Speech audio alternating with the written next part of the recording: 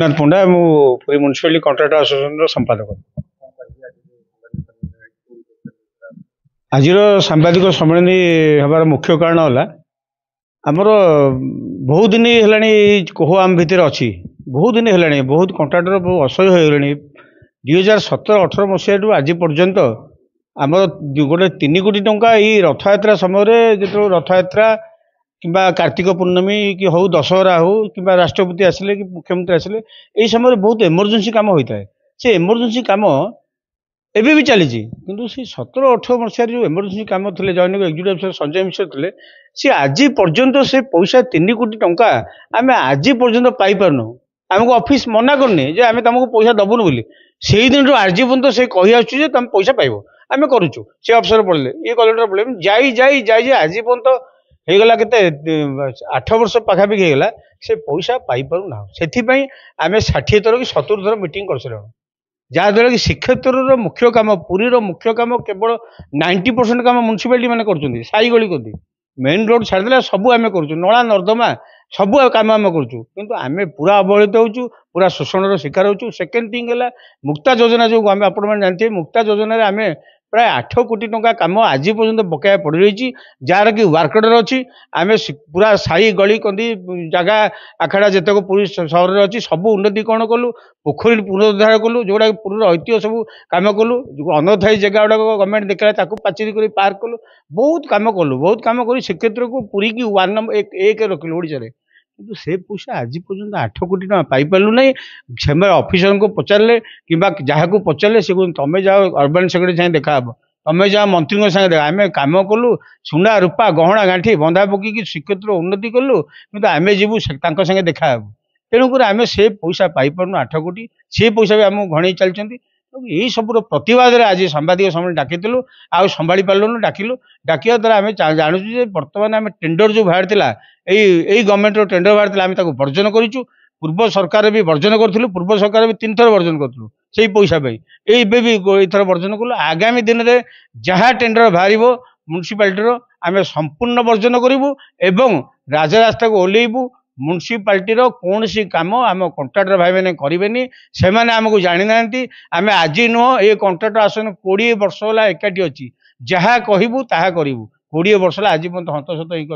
हो सब दुख दुर्दशा आज सांबादिक सम्मेलन तार कारण है आपण मैंने चतुर्थ स्तंभ आपण मैंने ही आम स्वर बाहर प्रचार प्रसार करेंगे भारत सारा न्यूज बाजू मुझे एति जनाऊँ दुखर सह जय जगन्नाथ। जय जगन्नाथ। आज आमर पूरी म्युनिसिपालिटी कॉन्ट्रैक्टर एसोसिएशन तरफ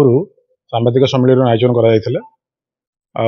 बर्तमान आमर 17-18 मसीह नहीं आज जाए 21 मसीहा पर आरंभ होता मुक्ता काम प्लस पूर्वर बिल मोट पाखापाखि 11-12 कोटी टंका बकाया पड़ी आमर ठिकादार भाई मैंने बारंबार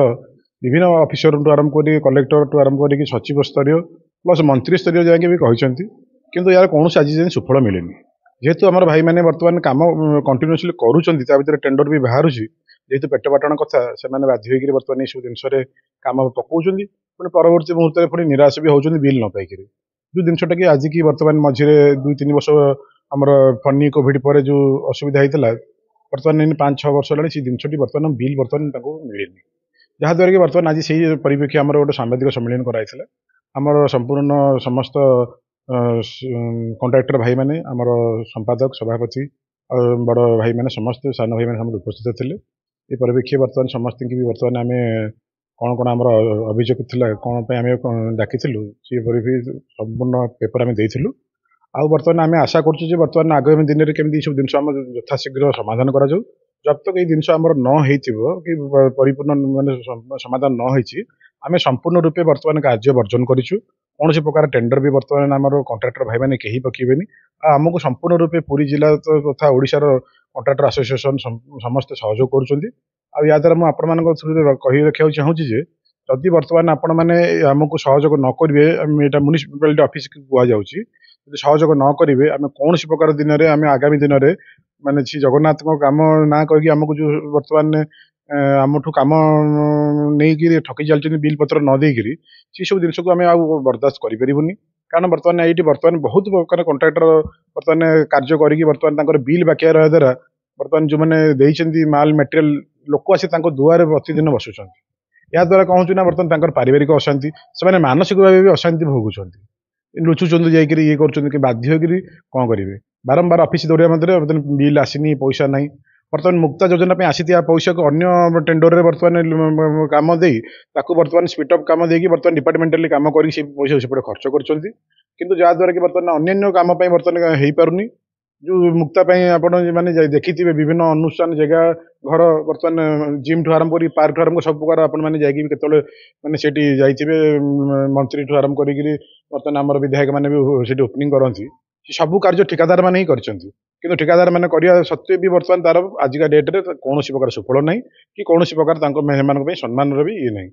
ବର୍ତ୍ତମାନ ଆମେ ଆପଣମାନଙ୍କ ଥ୍ରୁରେ ଜଣାଉଛୁ, ଯତକ ବର୍ତ୍ତମାନ ଏଇ ଜିନିଷ ଆମର ସମାଧାନ ନ ହେଇଛି ତତକ ବର୍ତ୍ତମାନ ପୁରୀ ମ୍ୟୁନିସିପାଲିଟି ଠିକାଦାର ସଂଘ